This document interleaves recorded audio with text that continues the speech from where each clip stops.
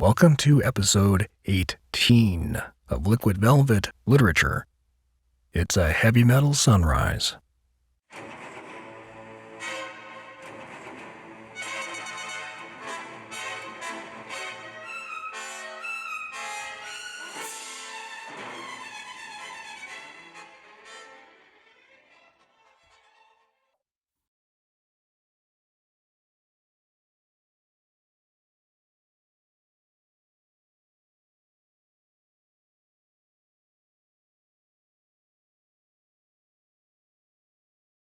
Welcome to episode 18 of Liquid Velvet Literature here on Prose Radio. My voice is a bit shot. I just got done narrating the pieces for today's video, and I'm here to tell you, they're good.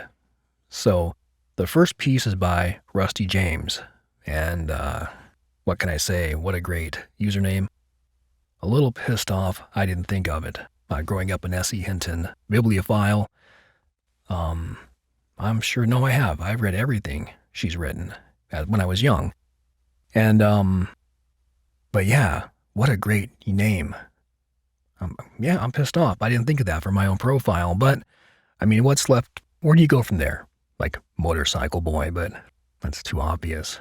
I don't want to chase RustyJames, but I read him today, and really, it was kind of like, realizing how good the level of writing is on the site now. It's always been really good, but there's people who are like coming to the site, and we're so grateful. And RustyJames is one of them. And with the piece, and just like the next poet we'll talk about, I can describe it as heavy metal, not the way that heavy metal can make me feel. And that's kind of how these two poets I'm talking about now made me feel when I read them.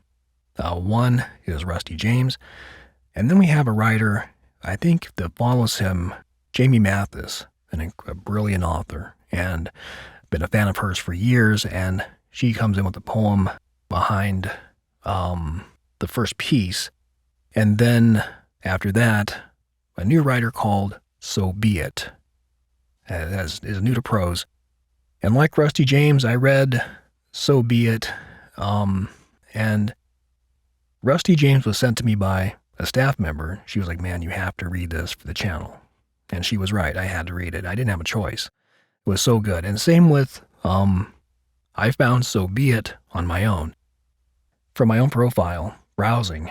And I can't believe this poet is as good as she is, but she is. And you're going to see that. Like a lot of the poets on prose, a lot of the writers, there's such an immense amount of just talent. And I hate the word diversity. I'm with Bowie on that one. I never liked that word, diversity. Not in its pejorative sense, which in my opinion is always a fucking pejorative, that word. But there's such a measured difference in levels in these poets and these writers, and each one of them belong in their own echelon. And we're going to get into those right now. So let's get into those. Here we go.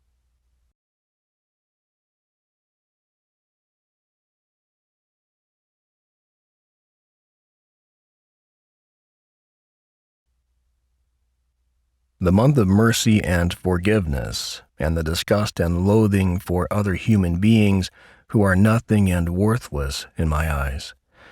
The moon doesn't exist tonight, only stars above the city like venereal disease scars, and here they are, glistening with dazzling clarity. I visited my mother today. She had terrifying toothaches, and the doctor prescribed 10 milligrams of Percocet per day for her. Lucky her. Opiates for the masses. I was in such a diminished mental state that I reached into the box and considered dissolving a crushed pill on my tongue, all for the noble purpose of sending the day-to-day troubles up to the high heavens, so that the joy of life would burst forth from the spring within her that has been clogged for years.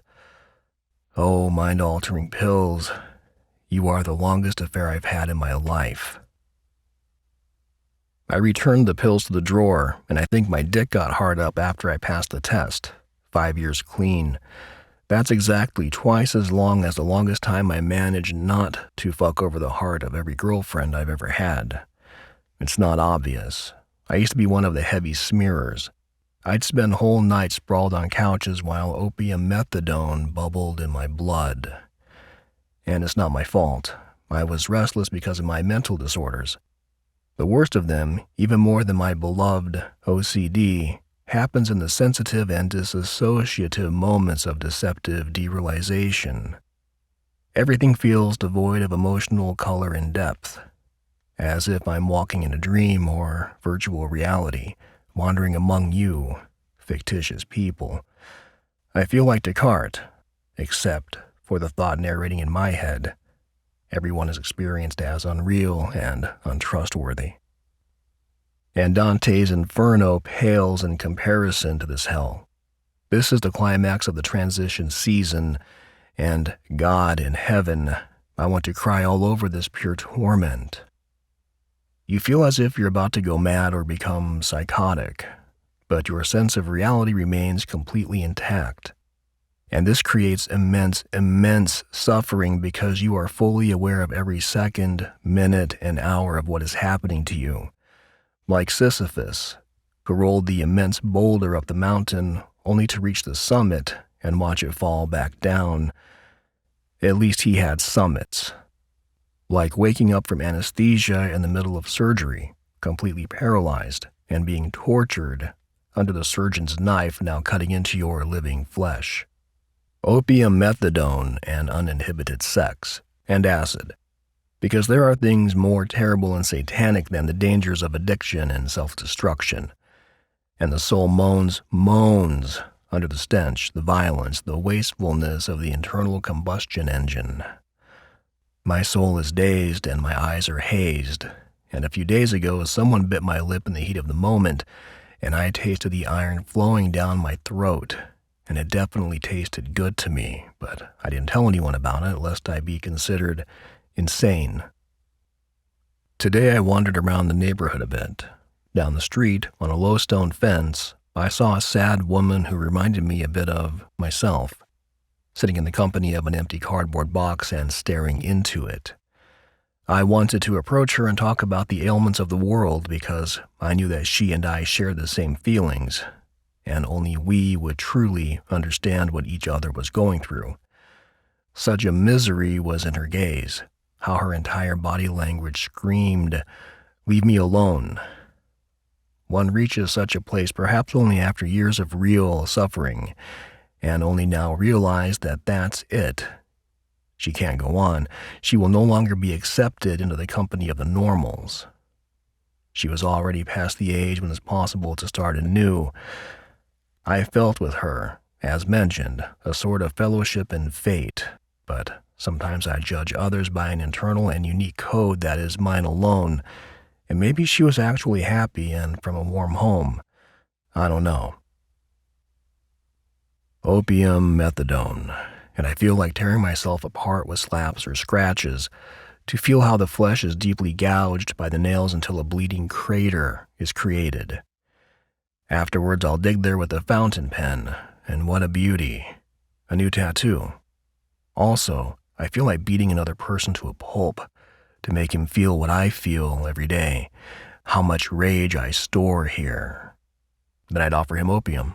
There's a thing with this substance where you're not sure if it's affecting you or not, so you reinforce every few minutes until suddenly everything comes into order, and your brain starts leaking through your ears, and you begin to hear the creation of the world in reverse, and all the angels respond, Amen. If you add ecstasy for dessert, you'll start to erotically embrace the street lamps. But it's dangerous and hard to break this chain because the ecstasy produces such a down that you immediately need to find some drug for immediate consumption so that the down won't swallow you forever. If I break up with my girlfriend, I will never again date prudes or conservatives. I love the real women of life, cheap yet with a glorious pelvis, IQ at the expense of sex appeal. Usually they flow with my anomalous existence, I especially love girls from good homes looking for dark adventures to tell their future grandchildren. I am the messiah of the feed, the fulfiller of wishes. That's what they think. When I sober up, the thought fades as it came. I will no longer live with those whose existence contradicts mine. No one benefits from such a relationship. Derealization, and again I'm shaken between sanity and madness, disconnected from the external environment, as if something separates me from the world around. Familiar places suddenly look alien. Strange places momentarily appear surreal.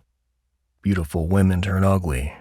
Well-wishers to soul seekers, motivation to mania, smell to taste, opium to methadone. My partner hasn't cried because of me or for me in several months. My mother for a year and 2 months. My father for much longer. Opium-Methadone, and my soul is torn.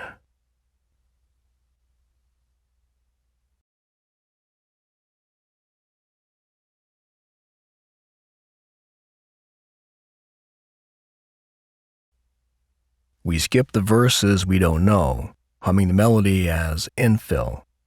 Anything to avoid hanging like a noose from weeping willows. That twisting testimony, you lie, you camouflage, I provoke. When backed into this bloody corner, inescapable DNA, demanding a picket fence, pressed dresses, and the ache of stones swallowed to keep quiet. We carry legacies, secrets, cementing alliances so long as the tree stands. I see the willow banded, leaves wither, and time peck through skin. Perhaps there is no need to hum, now that the earth is dry, roots unhinged for the lack of life. Perhaps this is what it means to grow beyond the song we once sang to stay alive.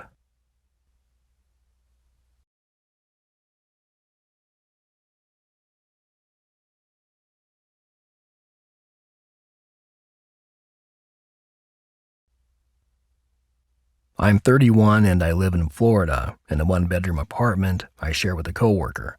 I sleep on the living room couch. If you follow me, I can show you exactly where it all went wrong. I was a cucumber sandwich on the beach of the Black Sea, sand in my teeth. Or wait, maybe it was the watermelon seeds from last winter's last meal. In any case, I was mixing low-grade ecstasy into a glass of whiskey when all of a sudden I remembered my best friend yelling over a payphone at me 9 years prior, "This isn't a fucking Burroughs novel, Julia," and slamming the phone. I don't know about that. It could have easily been a bestseller, except he was dead and I didn't have a pen to write with. So there's that, I thought. Yeah, let's see how words survive. They can spend centuries atop our barbed wires, render us useless in our mutterings we make in the hopes to retire in a quote. And eyelids are fenders that crash into strangers in the hopes of explosion. But all we end up getting is ourselves caught in crypts and gravestones. And here I am. Where the fire escapes are fire hazards, where the alley ends and meets my throat. Sore from screaming into a scream and 2 blocks past the pizza parlors, coffee shop teenage tragedies, and hipsters with cracked voices. I've got a mortician's lens eye view of the strangers finely tuned to a beat my heart forgets to ache to. Crazy, impossible nothings. This is the border I come to at the end of the page. This is my impulsive army, all the incarnations of me.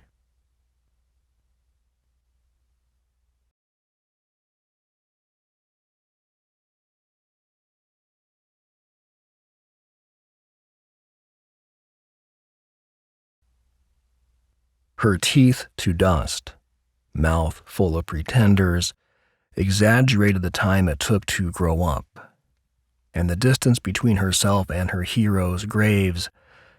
In the soft pillows of her head, something swells, a germ serenading the synapses to fire, a lazy thought, a revolution.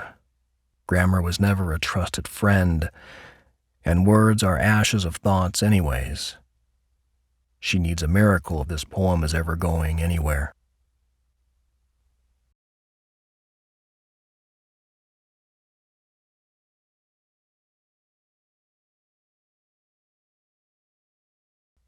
There's nothing pretty about writing. It's a parasitic, vile process. At least, that's what my teachers taught me. There's no relief in the end either. It's a constant haunting. A stomachache turned acidic requiring surgery overseas, where you find yourself in some pale blue painted room and the attendee has bad dandruff and smells like communist-era cologne. I would know, trust me. They have it all wrong on the television. They have us either living eccentric lives with perfect teeth and antique brooches, or dying in the gutter with distended bellies and black livers. What about the ones who make it out alive and live to write about it later? What about the sleepers? When I write, I'm either pooping or I smell like a 5-day-old pizza left out on top of the stove. I'm madness, confident with a lowercase c because I'm always in battle with my ego. Is this too much? Am I too forward, too sure of my own shit and history? They had it all wrong. What happens after the pupil has outgrown the teacher is complete anarchy, a systems failure, an existential fucking crisis. No one talks about this. He wrote about the big sad, and I chased it. I ran after it, hungry, cough, cough, dying cough. I fucking nearly died for good that 11th time. It wasn't until after the fires had nothing left to burn and flames licked the last version left of me that I finally realized. He was writing about a life only I knew how to live, and he was the one who died chasing it.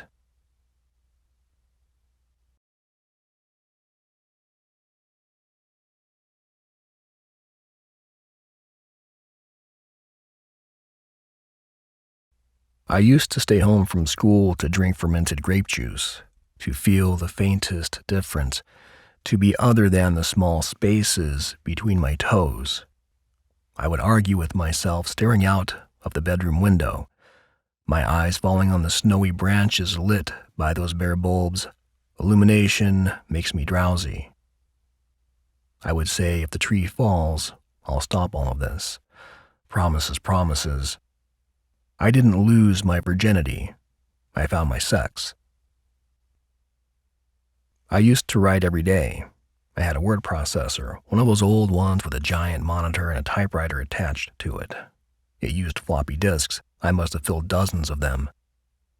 They are buried in a Mexican desert now, beneath my vomit and blood. My sister left in '91. My father turned her room into a canary aviary, where I had my very first experience with what writing can do.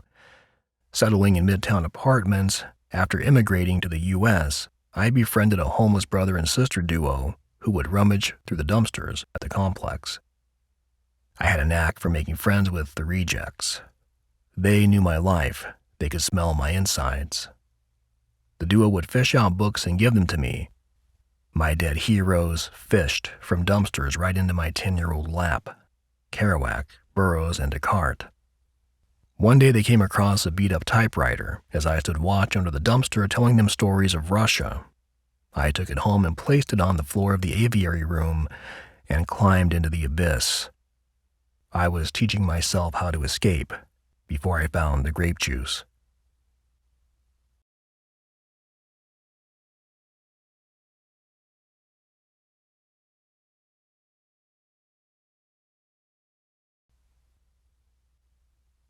I quit school in 8th grade and committed to a flimsy life of five-finger discounts and cutthroat narration. So it's no wonder why everyone was absolutely shocked, including myself, when I completed a vigorous bachelor's program and went on to grad school 20 years later. In my biology studies, I discovered something.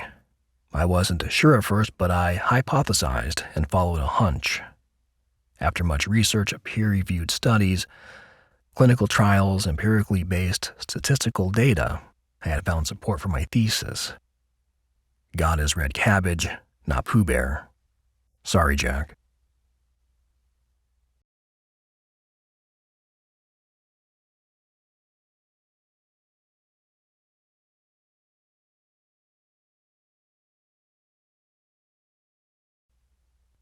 There's no definition, no more surveillance, devices and vices be damned. She tells me I'm a blind man in layman's terms. She directs my attention to a pie chart. I tell her this life is one big 12-step train wreck, rainbow-ridden AIDS quilt. She is not amused. Mine is a forbidden language. That's all right. I was never very good at schmoozing the ladies.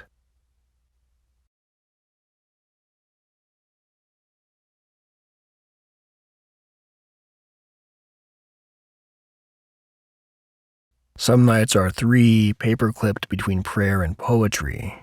Some nights confuse the relentless blue light for the moon. Some nights are mornings, gouged beginnings to outlast. Some mornings are 3, a poem prayer I'll never memorize. And that's going to wrap today. Thank you for being here, and thank you to each of the talents that were featured here today. Ridiculously good work. And if you like to read or write, go to the pros, read or write. Like I always say, inspire, be inspired. We need you. And I will see you in the new video. Take good care.